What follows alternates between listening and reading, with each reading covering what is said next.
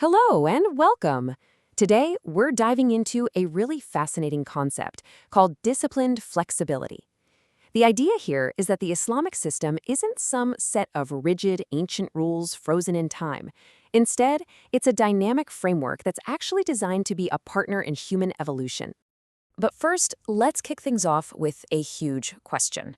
It's a question that every society, every political system, every philosophy has to grapple with. How do you build something, anything, that can actually last? Something that can stand up to the crushing pressure of time without either completely shattering or just fading away into nothing. And this dilemma usually plays out in one of two ways. On one side, you have systems that are way too rigid. Think of something like classical Marxism.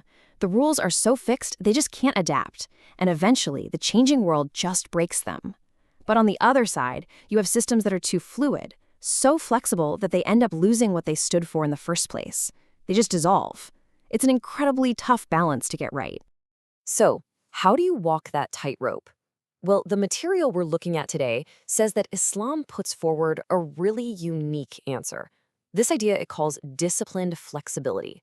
It's not about being rigid, and it's not about being fluid. It's a third path. So let's really get into what this means. The core principle is that you should see the system not as a cage that holds humanity back, but as a solid framework that actually supports our progress. And this quote just nails the concept. Think about a huge skyscraper. The concrete columns, the steel beams, the core foundation, those are fixed. They have to be. They give the building its strength. But everything inside, the office layouts, the furniture, the decorations, all of that can be torn down and rebuilt over and over again to meet the needs of the people using it. That, right there, is disciplined flexibility. The key to making this work is understanding the difference between the why and the how. The why is those universal constants, the fixed columns of the building. A value like justice, that doesn't change. It's non-negotiable, whether you're in the 7th century or the 27th. But the how, the way we achieve that justice, that's what can and should evolve. It can go from relying on eyewitness testimony to using advanced big data analysis. The goal is the same, but the tools get an upgrade. Okay, so what's the engine that powers all this? Well, it's a morality that's based on a real, tangible benefit to people, not just a long list of arbitrary rules. This approach is sometimes called Islamic realism. It's this super practical philosophy, guided by a simple question. What serves the public interest? You could almost think of it as a kind of utilitarianism, but one that's anchored by a clear moral authority that always puts human well-being first. And it all comes down to this one simple but game-changing rule. Wherever there is benefit, there is divine permission. You see how that flips the whole script? The default isn't restriction, it's permission. The assumption is that if something is genuinely helpful and doesn't cause harm, it's not just okay, it's actually encouraged. Now, the implication of this is just massive.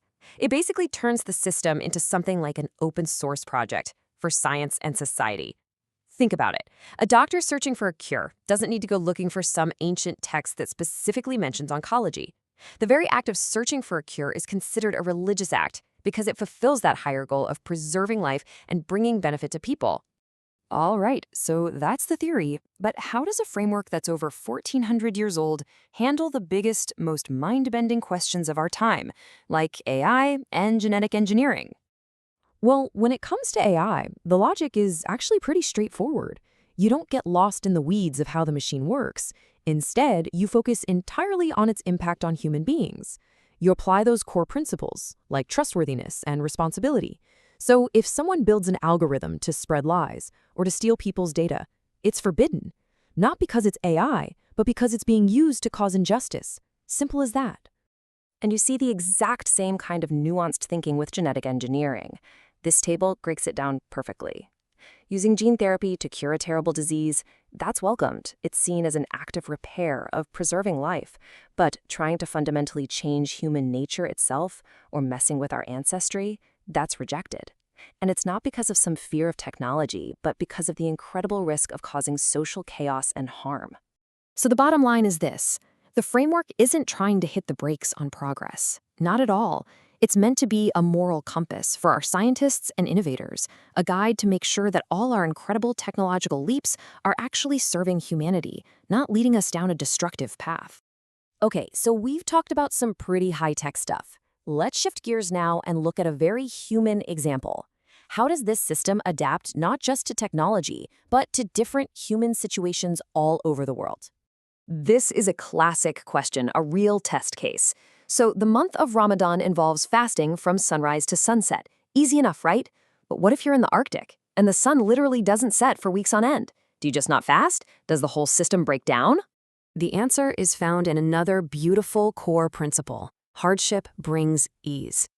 This is a foundational idea that always prioritizes human well-being over a painfully literal reading of a rule. The whole point of these practices is to lift you up, not to crush you. And this leads to some incredibly practical and compassionate solutions. You can fast according to the prayer times in Mecca, for example, or you can follow the schedule of the nearest city that has a normal day-night cycle. Because the goal is spiritual training, it's not an endurance test. And this last point is key. When worship becomes a real threat to your life or health, making it easier isn't just allowed, it becomes a religious duty. So, after all that, what's the big takeaway? When you put it all together, the fixed pillars of core values and the flexible tools to apply them, you end up with a really powerful conclusion about the system's role in our story. This final metaphor really just says it all. The system acts like safety rails on a high-speed train track. It's not there to stop the train of human progress. In fact, it wants it to go as fast as possible. The rails are just there to make sure that in our incredible rush to get to the future, we don't fly off the tracks morally and lose our humanity along the way. So we'll leave you with this last thing to think about.